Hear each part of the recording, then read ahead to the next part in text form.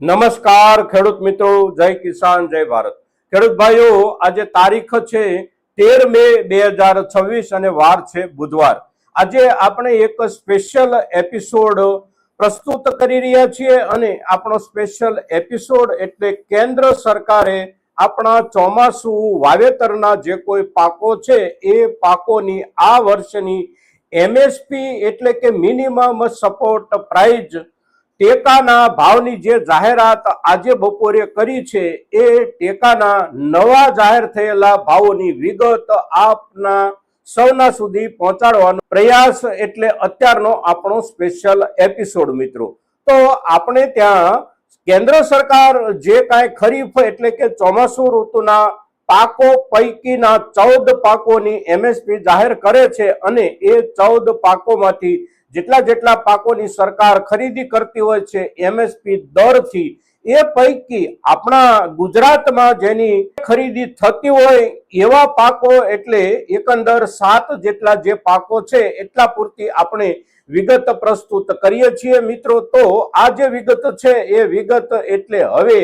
આવનારી આપણી ચોમાસુ સિઝનના ઉત્પાદિત જે કાંઈ આપણા ખેતીવાડીના પાકો છે એની સાથે જોડાયેલી સૌથી અગત્યની આર્થિક બાબત, અને તેથી બહુ ધ્યાનથી આ વિડીયો આપ સૌ દર્શક મિત્રો નિહાળજો। સૌ પહેલા આપણે સૌથી વધારે વાવેતરો જેના થાય છે અને સૌથી વધારે આપણા ગુજરાતમાં જેની ખરીદી થાય છે એવા પાકો જોઈએ તો સૌ પ્રથમ આપણે કપાસના પાકની એમએસપી નવી જે જાહેર થઈ છે એ જોઈએ તો 1733 રૂપિયાના ભાવથી 20 કિલોના હિસાબથી સરકારે ટેકાનો ભાવ જાહેર કર્યો છે આપણા કપાસની ઉપજનો। હવે એની સામે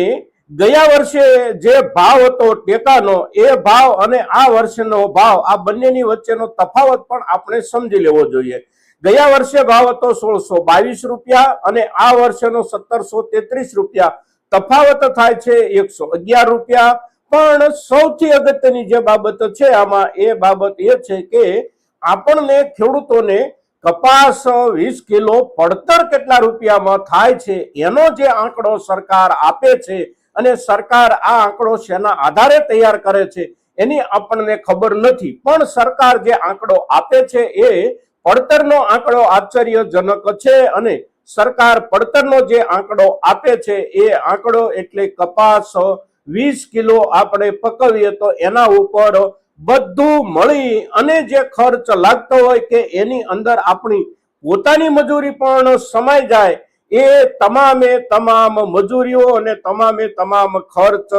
સાથે આપણી કપાસની પડતર કિંમત સરકાર 20 કિલોની મૂકે છે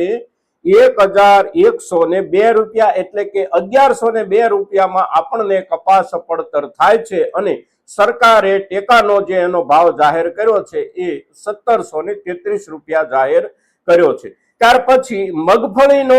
આ વર્ષનો ટેકાનો ભાવ 1503 રૂપિયા, ગયા વર્ષનો ભાવ હતો 1452 રૂપિયા। તફાવત જે છે એ તફાવત એટલે 20 કિલો 51 રૂપિયા અને સરકાર પડતરનો આંકડો જે મગફળીનો આપે છે એ પડતરનો આંકડો એટલે 20 કિલોના 1002 રૂપિયા, આપણને 1002 માં મગફળી પડતર થાય છે એવું સરકાર કહે છે। ત્યાર પછી ત્રીજો ક્રમ તુવેરનો નવો એમએસપી દર આ વર્ષનો 1690 રૂપિયા, ગયા વર્ષનો દર હતો 1600 રૂપિયા, તફાવત 90 રૂપિયા અને સરકારના કહેવા પ્રમાણે આપણી તુવેરની ઉપજની 20 કિલોની પડતર એટલે 1099 રૂપિયા। ત્યાર પછી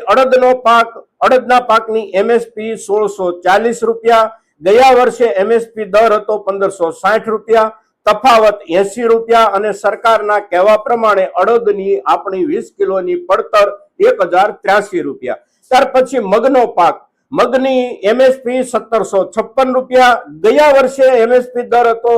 1753 રૂપિયા, ફરક 20 કિલોએ 3 રૂપિયાનો,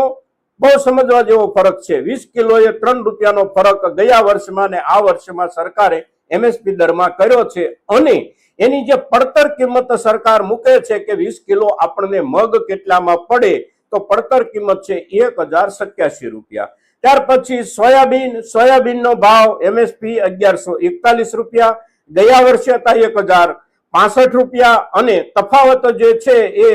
64 રૂપિયાનો છે અને પડતર સરકારના કહેવા પ્રમાણે 20 કિલો સોયાબીન 761 રૂપિયામાં આપણને ખેડૂતને પડે છે। ત્યાર પછી તલની એમએસપી 2069 રૂપિયા, ગયા વર્ષે હતી 1969 રૂપિયા, તફાવત 100 રૂપિયા અને સરકારના કહેવા પ્રમાણે આપણી 20 કિલો તલની પડતર 1379 રૂપિયા। છેલ્લે ડાંગરના પાકની એમએસપી 492 રૂપિયા, ડાંગર એટલે કે